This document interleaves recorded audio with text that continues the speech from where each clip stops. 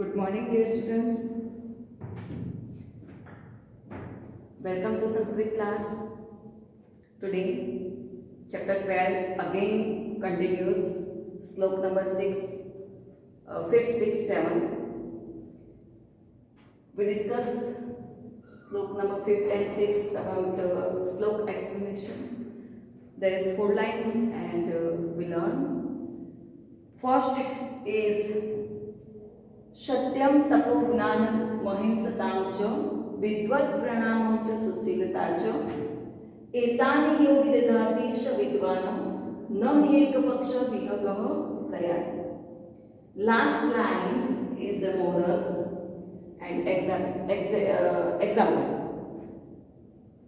3 lines को explain करने के लिए यहाँ पे यह एग्जाम्पल दिया गया है 4th लाइन का. तो सबसे पहले उसका मीनिंग समझेंगे, ग्रामर पॉइंट भी समझेंगे इसका. सत्य मतलब ट्रूथ, तप मतलब पेनांस, ज्ञान मतलब नॉलेज एंड अहिंसा नॉन वायलेंस, विद्वत् प्रणामम go down to scholar and सुशीलता गुड कैरेक्टर. च एतानि दिस यो विदधाति, विद मतलब नोन या विद्वान. विद्वान किसको कहते हैं? जो स्कॉलर है.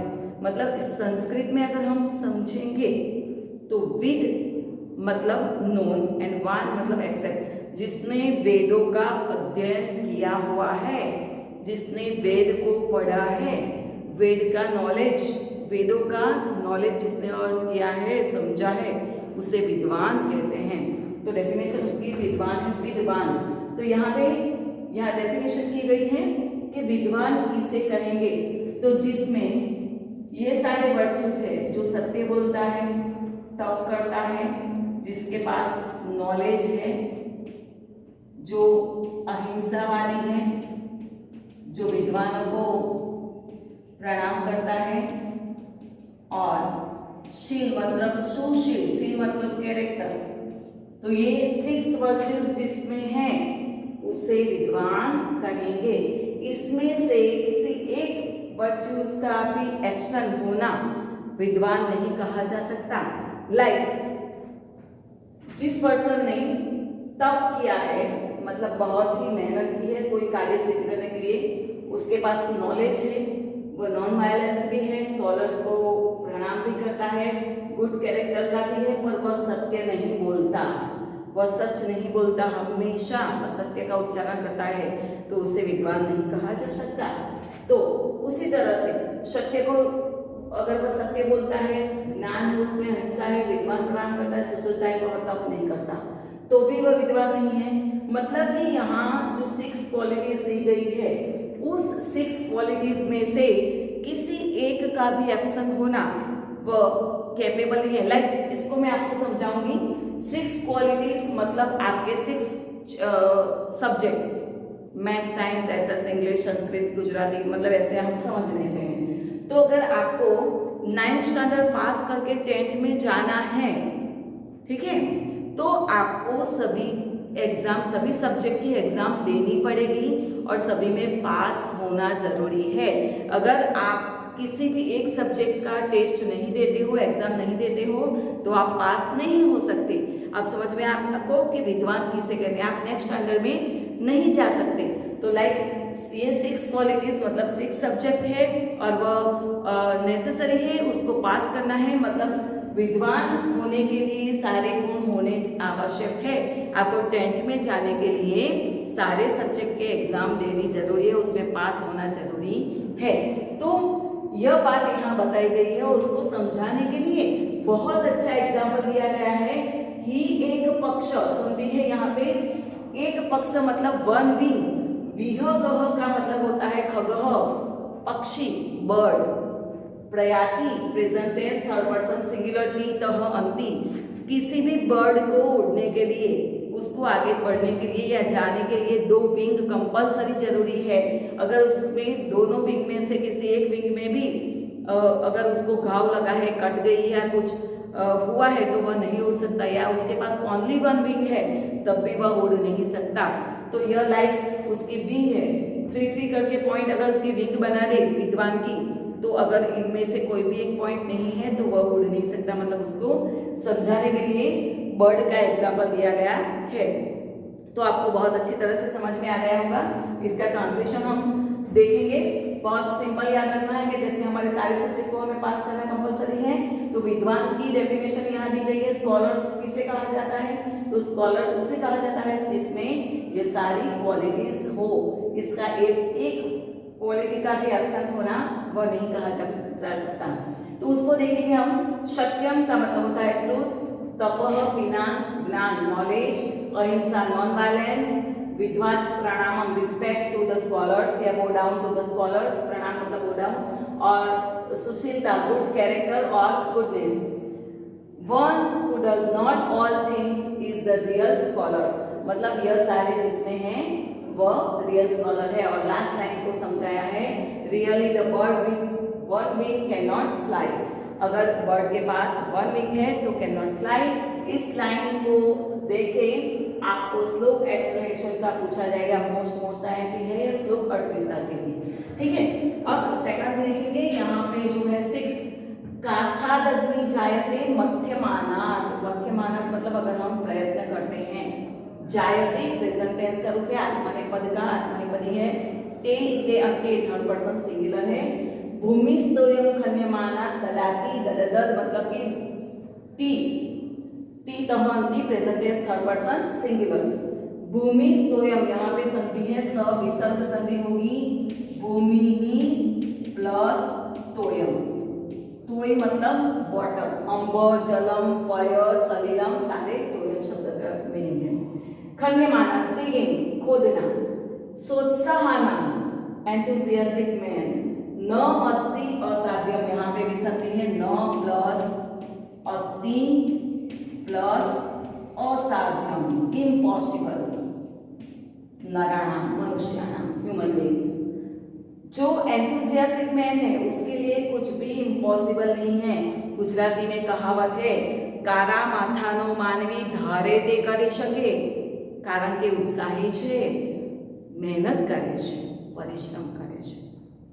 चंद्र पे जाने का एक स्वप्न था, इंसान ने चंद्र पे भी पैर रख दिया। मंगल पे भी पहुंचकर मंगल पे भी यान को लाके रख दिया।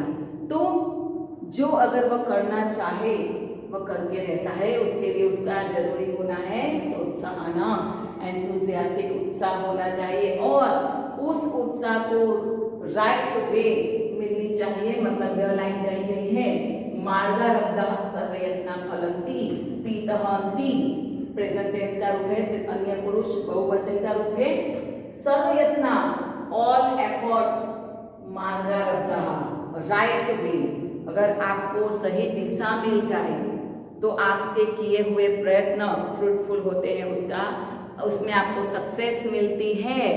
लाइक आपको अगर ऐसा कहा जाए कि रण में खेती कीजिए तो वो इम्पॉसिबल है, वह नहीं कर सकते।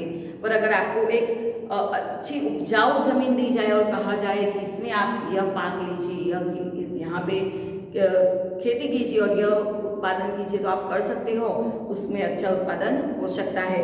अगर आपकी एग्जाम हो और आपको कहा जाए, मम्मी पापा आपको बोलते हैं अभी पढ़ाई करो, रीडिंग करो, एग्जाम आ रही है, तो जो लास्ट लाइन है मैं उसके बारे में आपको समझा रही हूँ। मार्गारब्धा सर्वयत्ना फलन्ति, राइट वे में किया गया हुआ प्रयत्न सक्सेस देता है।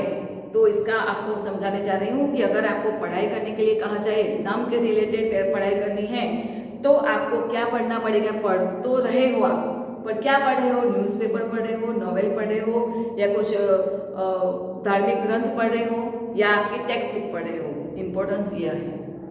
तो पढ़ाई कर तो रहे हो, पर राइट वे में अगर करोगे तब भी आपको रिजल्ट मिलेगा। एग्जाम रिलेटेड पढ़ाई करनी है तो आपको कंपलसरी टेक्स्ट बुक पढ़नी है।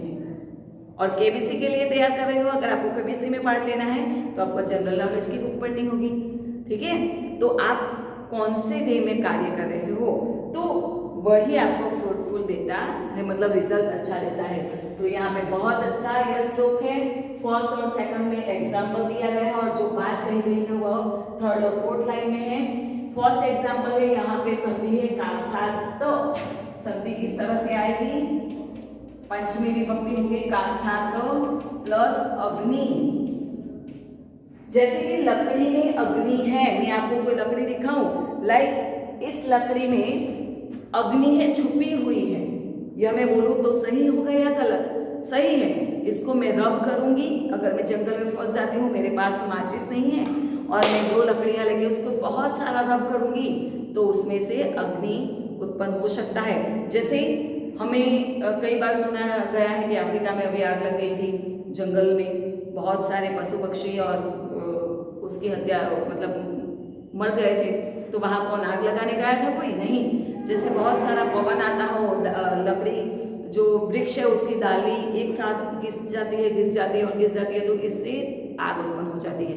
तो यहाँ पे वही बात की गई है कि bye rubbing the wood fire is produce. अगर हम वुड को रब करते जाएंगे तो उसमें आग है तो वह बाहर निकल आएगी। मतलब प्रयत्न करना है। इस श्लोक का जो मोरल है वह यह है कि हमें उद्यम करना है, परिश्रम करना है, हार्ड वर्क करना है। अगर हम हार्ड वर्क करते जाएंगे तो हमारी सक्सेस दूर नहीं है। ऐसे ही बैठे रहने से हमें सक्सेस मिलती नहीं है। सेकंड एग्जांपल दिया गया है भूमि तोयम खन्यमाना ददाति। डिगिंग मतलब खन्यमाना, अगर डिगिंग अर्थ, भूमि मतलब अर्थ, गिव्स वाटर, ददाति गिव्स वाटर। अगर हमें पानी चाहिए तो हमें भूमि को खोदना है। कुआं तालाब अगर बनाना है तो हमें उसको खोदना पड़ेगा। बहुत गहराई तक हम खोदेंगे तब वहां से पानी निकलेगा। तो अगर हम खोदने का प्रयास ही नहीं करते तो हम पानी नहीं मिल सकता हमें। तो यह फर्स्ट और वुड और अर्थ का जो एग्जाम्पल दिया है उससे हमें समझाया गया है कि सोत्साहनाम न अस्ति असाध्यम नराणाम। Nothing is impossible for enthusiastic person. उत्साही व्यक्ति के लिए कुछ भी अशक्य नहीं है। और मार्गारब्धाः सप्रयत्ना फलति। Well begun effort are always fruitful. Well begun effort and right way में किया गया हुआ कार्य हमेशा फ्रूटफुल होता है। तो यह श्लोक भी मोस्ट आईएमपी है श्लोक एक्सप्लेनेशन के लिए। और अब लास्ट में देखेंगे जो ट्रांसलेशन वाला है, जो रूपक दिया गया है। रूपक मतलब मुझे आपको समझाना है कि मेरे हाथ में चौक है, लाइक यह चौक है, आप समझ लीजिए कि यह एक पेड़ है, वृक्ष है और वृक्ष की डालियां हैं उस पे। ऐसे में समझाऊंगी तो यह चौक नहीं होके क्या बन जाता है? वो वृक्ष बन जाता है। मतलब मैं आपको रूपक देके समझा रही हूँ। तो यहाँ पे एक रूपक है कि पात्रम न तापयति। देखो यहाँ पे ती प्रत्यय आया है, present tense third person singular. यहाँ पे प्रसूते present tense third person singular, परस्मैपद है और परस्मैपद है और आत्मनेपद है। स्नेहम न संहरति थर्ड पर्सन सिंगुलर, क्षीणोति थर्ड पर्सन सिंगुलर। और यहाँ पे देखेंगे पात्रम मतलब वेसल, ताप मतलब हीट। जैसे हम दीपावली में दिए जलाते हैं और कुछ देर तक हाथ में दिया अगर पकड़े रखे, वो किसी का भी हो, मिट्टी का हो या धातु का हो, तो वो हीट पकड़ता है, मतलब गर्म हो जाता है हमारा, तो उसको हम रख देते हैं। तो यहाँ पे नकारवाचक है न तापयते, न एवं मलम प्रसूते। जैसे कि आपने बहुत सारे ऐसे मंदिरों में या घरों में देखा होगा कि जैसे कोई दिया हर रोज रखा जाता है यहाँ पे। अगर हर रोज यहाँ पे दिया रखा जाता है तो यह जो जगह है वो ब्लैक हो जाती है, थोड़ी चिपचिपी सी हो जाती है। जैसे डाकोर आप गए हो तो उसके बाहर एक ऐसा गुम्मट आकार का है जिसमें बहुत सारे दिए रखने की जगह है, ठीक है। तो उसमें बहुत सारे दिए रखते हैं तो वह कैसी हो गई है? काली हो गई है, क्योंकि उसकी जो ज्योत है उससे लाइट जो निकलती है उससे वह ब्लैक हो जाता है। पर यहाँ पे डस्ट भी नहीं निकलता, मल डज नॉट शुड जो होता है वह नहीं निकलता, ब्लैक डर्ट नहीं होता। स्नेहम न संहरति। अगर हम दिए को जलाना है हमें तो उसमें ऑयल, घी या मीट जो है उसमें डालनी पड़ेगी। और जब तक वह ऑयल उस दिए में है तब तक वह दिया जलता रहता है, पर जब वह ऑयल खत्म हो जाता है तब वह दिया भी बुझ जाता है। तो यहाँ पे स्नेह का मतलब लव होता है, क्योंकि यहाँ पे हमें लास्ट में दीपः सत्पुत्र को मीनिंग में लेना है। न एव का मतलब नेव, न एव संधि है। गुणान क्षीणोति, वर्च्यूज गुण मतलब वर्चुअस, जो अच्छे गुण है उसको डाई मतलब मार नहीं डालता। द्रव्यावसान समय मतलब द्रव्य मतलब जो मनी है। जब कोई इंसान बहुत अच्छे समय से खराब समय में आता है, उसकी सारी बंगला गाड़ी सब बिक जाता है और वो पॉवर्टी उसकी आ जाती है, मतलब गरीबाई में होता है, तब मुश्किल समय में जब उसके पास कई सारे प्रॉब्लम्स आते हैं, तब वह चलताम न धकती, वह चलित नहीं होता, स्टेबल ही रहता है। तो लास्ट लाइन से हमें स्टार्टिंग करना है ट्रांसलेशन। सत्पुत्र गुड या वर्चुअस सन, गुड पीपल, गुड सन कैसा है, लाइक दीप। गुड सन कैसा होता है, लाइक दीप। तो इस दीप को कैसा कहा गया है, गुड सन के जैसा। अब दिया क्या करता है, तो दिया डस्ट फैलाता है, मतलब ब्लैक कर देता है, उसमें जो ऑयल है उसको क्षीण कर देता है, और प्रॉब्लम आने पर मतलब जैसे दिया जला हुआ है और जोर से पवन आया तो पवन में वह बुझ जाता है, तो प्रॉब्लम्स, पवन लाइक प्रॉब्लम्स आती है तो वह बुझ जाता है। पर यह तो गुड सन है, तो गुड सन जो है वह कुल सपत्नी फैमिली डायनेस्टी, मतलब कुल मतलब डायनेस्टी ऑफ फैमिली, सपत्नी का मतलब महल भी होता है, को अपी संधि है कह प्लस अपी, तो good son like a divine light of dynasty of family. तो इस लाइन से हमें ट्रांसलेशन करना है, गुड सन या virtuous son is like divine light of a dynasty of family. अब वो क्या नहीं करता, he does not hit the vessel, he does not hit the vessel, वो वेसल को हिट नहीं करता, and it does not produce black dirt, वह ब्लैक डर्ट को भी प्रोड्यूस नहीं करता।